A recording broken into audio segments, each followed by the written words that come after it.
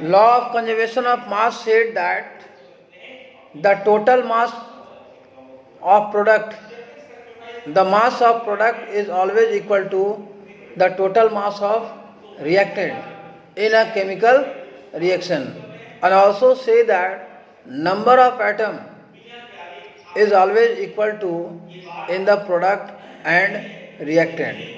For example, calcium carbonate whose chemical formula is CaCO3। Example के तौर पर CaCO3 ये कैल्शियम कार्बोनेट है, ठीक है, जो किससे मिलके बना हुआ है? एक कैल्शियम, एक कार्बन और 3 ऑक्सीजन एटम से मिलके बने हुए हैं। The product of the decomposition, decompose means when we break down calcium carbonate, you will get calcium, carbon and oxygen. In that you will get 1 atom of calcium, 1 atom of carbon and 3 atom of oxygen. It is clear? After decomposition reaction, we will have a decomposition reaction. It means we will break down the calcium carbonate into calcium oxide and oxygen. When we will break down calcium carbonate, we will get calcium oxide and carbon dioxide as the product. Clear? In this you will see that calcium oxide, in this you will see that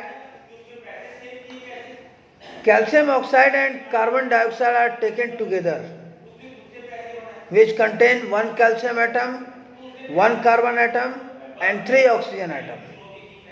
Since the number of areas of atom in the product CaO and CO2 and the reactant, that is CaCO3, remain the same, therefore the mass of product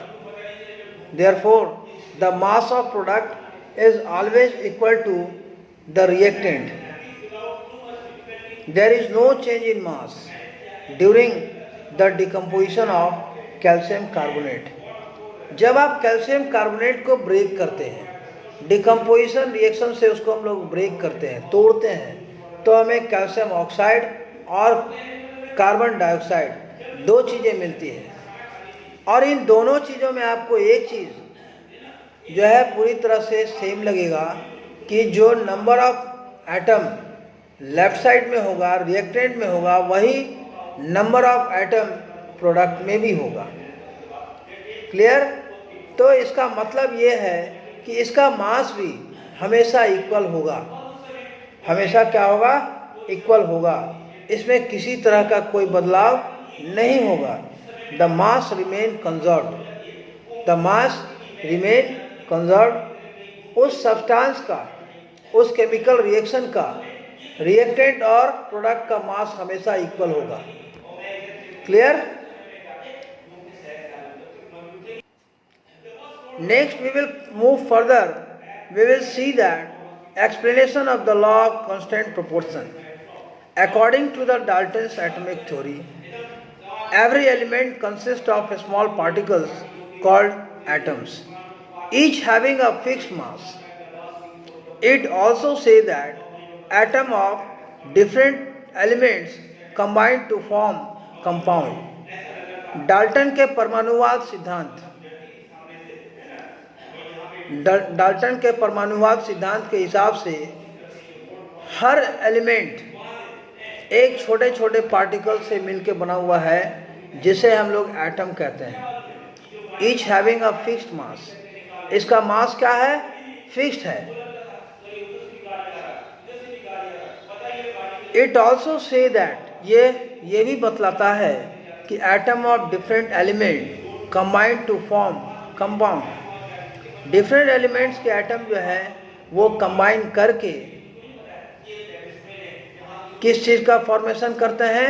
compound का formation करते हैं।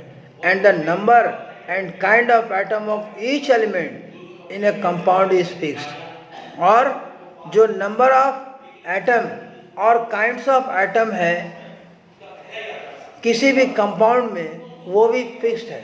Now since the number of atom, the kind of atom and the mass of atom of each element in a given compound is fixed, therefore a compound will always have the same elements combined together in the same proportion by mass. जब number of atom, kind of atom और mass of atom her compound में क्या है, fixed है, इसका मतलब है कि वो उनका जो प्रोपोर्शन होगा वो भी फिक्स्ड होगा. Therefore, a compound will always have the same element combined together in the same proportion by mass, and this is the law of constant proportion. यही law of constant proportion है. It will become more clear from the example of water. According to the Dalton's atomic theory, hydrogen element consists of hydrogen atom H and oxygen element consists of oxygen atom O.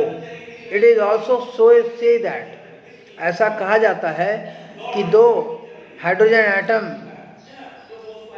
Combine करके एक oxygen के साथ water के molecule का formation करते हैं, that is H2O. Since a water molecule always contains the same number of hydrogen and oxygen atom, each atom having a fixed mass, therefore the mass of hydrogen and oxygen element in water will be in the constant proportion. इसलिए जो number of hydrogen और oxygen है वो, इसको यदि हम break भी करते हैं, वाटर को इलेक्ट्रोलाइसिस के द्वारा अगर ब्रेक भी करते हैं तो हमें H2 प्लस आयन मिलेगा और O माइनस आयन मिलेगा, है ना. और आपको यह भी मालूम चलेगा कि इनका जो मास है वो क्या है, फिक्स्ड है, प्रोपोर्शनली फिक्स्ड है. जैसे when you will go in the term of H2O molecular mass, you will get that 1 into 2 plus 16, that is 18U. And when you will divide the mass of hydrogen and oxygen, you will get 1:8. It means the constituent of water, that is hydrogen and oxygen, are always in same proportion of 1:8. Clear? And this is the law of constant proportion, और यही law of constant proportion है. This was the explanation of law of constant proportion. Now we will learn about the drawbacks of Dalton's atomic theory in the next class. As per the system, there is a bone or curse of each and everything. That is why there are some drawbacks in Dalton's atomic theory. Dalton के atomic theory में भी कुछ दोष थे, कुछ खामियां थी. उन खामियों के बारे में हम लोग अगले क्लास में डिस्कशन करेंगे. अगले वीडियो में आपको डाल्टन्स एटॉमिक थ्योरी का ड्रॉबैक्स मिलेगा और पार्ट वाइज हर चैप्टर का वीडियो आपको इस सीरीज में मिलता रहेगा. ओके.